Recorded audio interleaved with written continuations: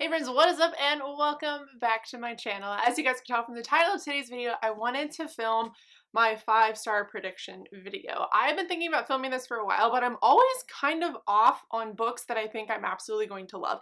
Recently, I've been reading a lot of books that I thought I was really gonna like, and then I ended up hating them. And I think the issue is that with everything that's going on, it has my mind in a very different place than it normally is. And so these books that I have here, I know without a doubt are going to be 5-star reads for me.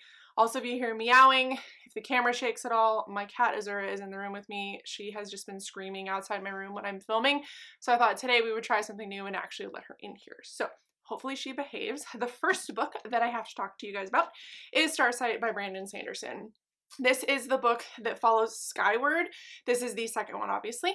And the reason why I think I'm really going to like this is if you've been following my channel for a while, you will know that character development has always been something that's been really important to me. Over the years, however, I've also realized that overall setting and story depth is equally as important. It used to be that I could read a book and if the characters were good, I would absolutely love it. And while that does still hold kind of true, I'll usually give those kinds of books like a 3 or a 4-star rating. I don't absolutely hate them. The reason why I think this is going to be a 5-star read is if you have read the first one, there's a lot of character building in that. And I've never read a Brandon Sanderson book before. This is like my first read from him. And in that book, he did character development so well. Spensa, the main character of this book, is kind of her and her mom and her grandma are outcast from society because her dad was basically a starfighter pilot for what I would consider their military.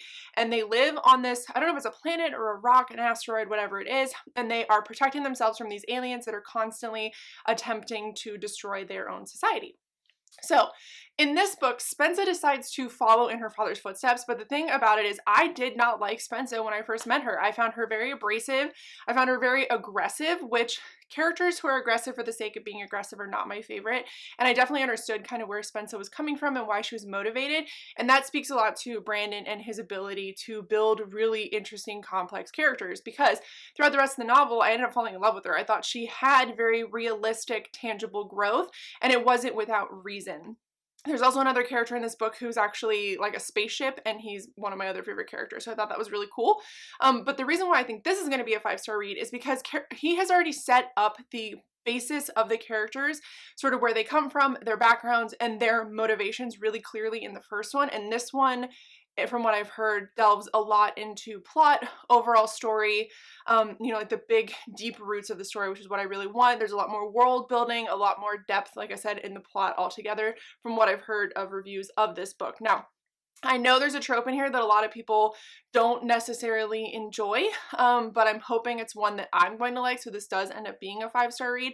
But honestly, the characters are as amazing as I remember them to be, and the plot really does add a lot to the story. I think that this is going to be my first 5-star read, and this is like on my TBR. It's like the top of my TBR right now. I really need to get to it, because I'm just so pumped to finally see what happens to Spensa and to watch her continue to grow and change along with the crew that she's kind of been thrown into the mix with. How come you can be fine and dandy now, but giant pain in my butt the rest of the time? The next one I have here is one that I've had for a while, and I have heard some pretty great reviews. It follows two characters, Jack Nolan and Hannah, whose last name is obviously not mentioned here, but it is Not the Girl You Marry. And the reason I'm really excited to read this is Jack is a journalist and he prefers to do more hard-hitting content, but unfortunately he is writing articles about like Tinder and other dating things, like really fluff pieces, and not his favorite thing to do. So he decides to sit down and write an article called How to Lose a Girl. I don't know if it's in 10 days. No. Okay. So kind of a ripoff in that way, but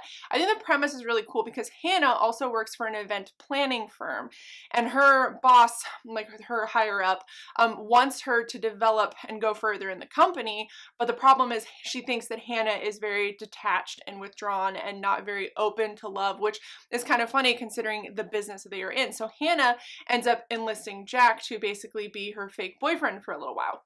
And towards the end of things, from what you can kind of garner from the back of the book, it becomes to a point where Jack doesn't actually want to end things with her, and Hannah like wants to continue with like kind of how things are going. So I think that's really cool. The reason why I think this is going to be really fun is because for once we have Hannah, and I don't really read books like this. If you have any recommendations that are like this, please let me know. But Hannah is a character who sort of already has it figured out for herself. Like she has, you know, overall what she wants to do with her life and her career, and she's very headstrong.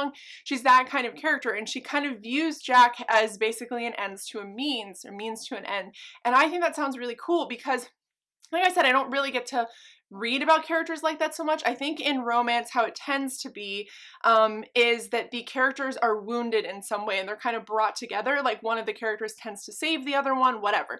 But it seems like Jack just has a shitty career he doesn't really care about, but he seems to be a pretty headstrong character all on his own. And then obviously Hannah has her own career and is working towards her goal. So I'm hoping with that kind of new spin on things that I'm going to really like this. And like I said, I've heard really great reviews about it from people that I do trust. So I think this is going to be a win. The next book that I have here is 100% a guilty pleasure read that I know is going to be 5 stars, and it's The Lost Causes of Bleak Creek. If you watch Good Mythical Morning, or if you've been here for a while, you will know Good Mythical Morning and Rhett and Link, the guys who do host it, are 2 of my absolute favorite people on the internet. They're some of my absolute favorite creators as well, and they ended up writing this book. And the reason why I think this is going to be a 5-star read for me is, like I said, for completely selfish reasons. It is because the main characters are kind of based on Rhett and Link and their experiences. And because I watch the channel so often, I basically don't miss an upload from them. I got to see kind of the behind the scenes. They went back to their hometown. They kind of went around to different places, which were used as inspiration for this book. So I think because I have like that background knowledge, it's going to be a book that I'm going to love watching unfold. As well as this isn't, I don't know if it's like spooky or thrillery, but there is like, you know, a little bit more to the story. It's not like your average, I would say, just like contemporary. It definitely has like a little bit of creep to it, which is another reason I'm really going to like it. I'm hoping another thing that I'm really going to like about this is that it does have some of Rhett and Link's humor in it, because I adore their humor. It is what, like, obviously my favorite thing about watching their channel. They are very humorous. So I'm hoping this is going to be a win for me.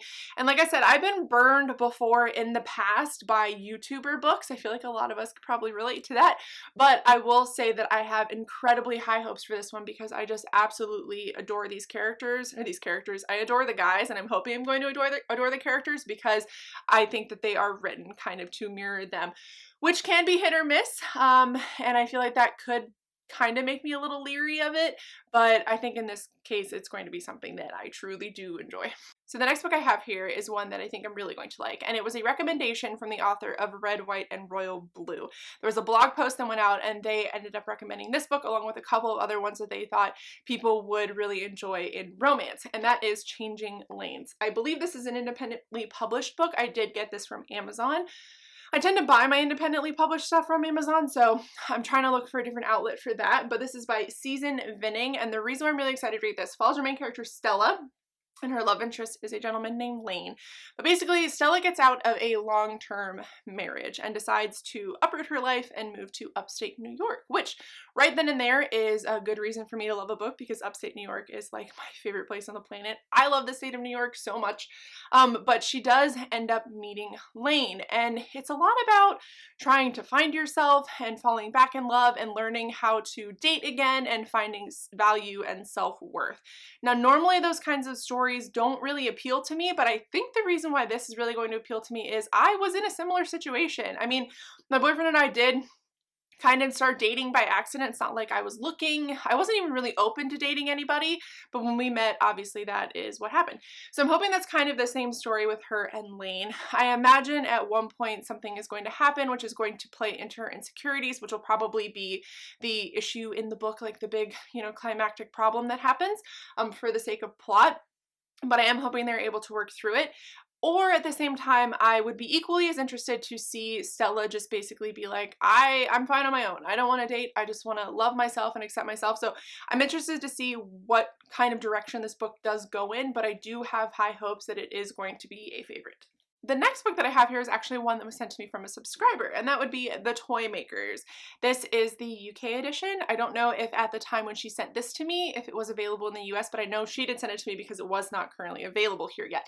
But this follows the Emporium and a character named Kathy Ray. Basically, there's a war raging across London. I don't know if it's like World War II or specifically what war we're referencing here, but Kathy does end up going to work at the Emporium. And basically what the Emporium is a magic place where the toys have come to life, basically. I love the premise of that. That is one of my absolute favorite things. Inanimate objects becoming animate.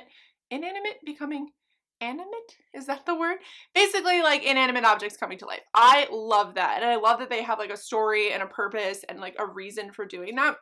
Another reason why I think I'm really gonna like this is apparently it's a little bit spooky, which is going to be something that I'm really interested to see how they kind of play into the fact that these toys are basically coming to life. And I'm interested to know what the secrets are of the Emporium, why they do exist, why these toys are coming to life, what the big secret is.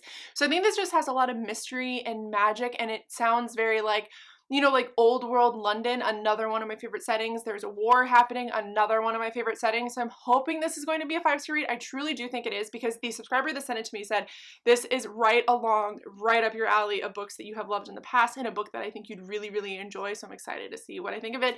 But I do truly think that it is going to end up being a 5-star read for me. Alright guys, so those are my 5-star prediction books. I hope you guys enjoyed this video. Let me know down below a book you have on your shelves that you know is without a doubt going to be a 5-star read for you. But I love you so much. Thank you for watching, and I will see you in my next video.